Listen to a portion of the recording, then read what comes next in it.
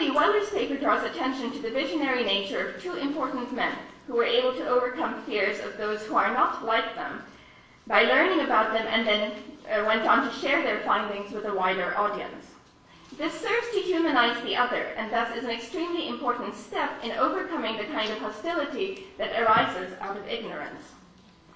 While there are therefore these important similarities in Gülen and Toynbee's views of the world, there are also important differences, many of which, of course, Weller himself has pointed to.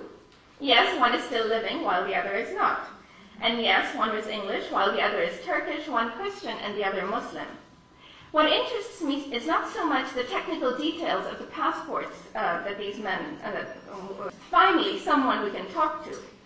While on the one hand it is important to recognize the movement's accomplishments in this respect, I have to admit some discomfort over the term moderate as a rule, not simply in this context. And I'm uncomfortable because the implication of such language is that the 1.2 billion Muslims of the world must necessarily be divided into radical or moderate, with accompanying assumptions about what a radical or moderate Muslim looks like or thinks about a variety of issues such as Islam, US foreign policy, Israel, or women's rights. Just as there has been a tendency to demonize the figure of the Islamist terrorist and bestow upon him all the qualities and character traits we would not associate with ourselves, so has there been an assumption that the moderate Muslim is someone who is, or is at least poised to become, more or less how we imagine ourselves to be. Yet, we never talk about moderate Jews or moderate Christians. Is it because we recognize that their lives and identities are far more complex than such labels would suggest?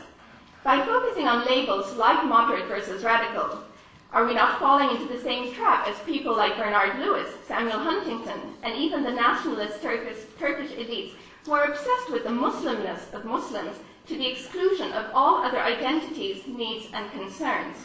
And by extension, by focusing exclusively on dialogue between religions, between religious communities, we tend to forget about the need for dialogue across other kinds of divides, such as political or class-based. My second point has to do with Islam and democracy. I realize there is an entire panel on this tomorrow, but it's hard to separate these various strands, so I'll still talk about them. Recent scholarship in history has shown that we can now safely move beyond the basic question of whether Islam is compatible with procedural democracy, elections, ballots, etc. After all, several Islamist parties in different parts of the world have successfully contested successive democratic elections.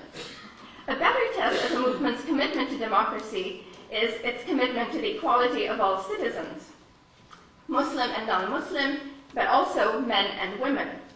While the Gülen movement has been widely acclaimed for its commendable commitment to interfaith dialogue, for the Gülen movement, as for almost all other religion-based movements, gender relations remain the final bastion of resistance, like no single other issue. I suspect that part of the Gülen movement's complacency arises precisely because of the Turkish context, where laws were enacted several decades ago on issues like polygamy, issues that are still at the forefront of legal reform movements in other parts of the Muslim world. So that's something that's been dealt with. We don't need to worry about that. The question then arises, to what extent can the Gülen experience be relevant for other Muslim countries? Can any movement be deemed truly and fully progressive until it gets beyond a position of separate but equal on gender issues? This takes me to my third and final general point, and that has to do with the opportunities available under this current era of globalization. All the papers, at least in this session, were generally, shall I say, westward looking, with some passing mention of Gülen activities in Central Asia, Indonesia, and Kenya. The papers were primarily concerned with the reception of Gülen in the West and the compatibility of his ideas with Western notions. If we recognize that one of the striking aspects of globalization today is the unprecedented speed of communication and a rapidly shrinking world, surely there can also be interactions between the Gülen movement and the vast rest of the world, especially the Muslim world. Surely globalization should be an opportunity for exchange between countries in the non-West as well as across the traditional East-West divide. What can Muslims in South and Southeast Asia, with their own rich traditions and history of Sufism, syncretism, and religious pluralism, learn from and teach the Gülen movement? I mentioned earlier in discussing the Toynbee paper that Gülen's Turkey does not enjoy the same position in the world today that Toynbee's Britain did almost a century ago. At the same time, it is likely that Europeans and Americans are open to these Turkish movements precisely because they perceive Turks to be a little more Western, if not fully, a little more like themselves.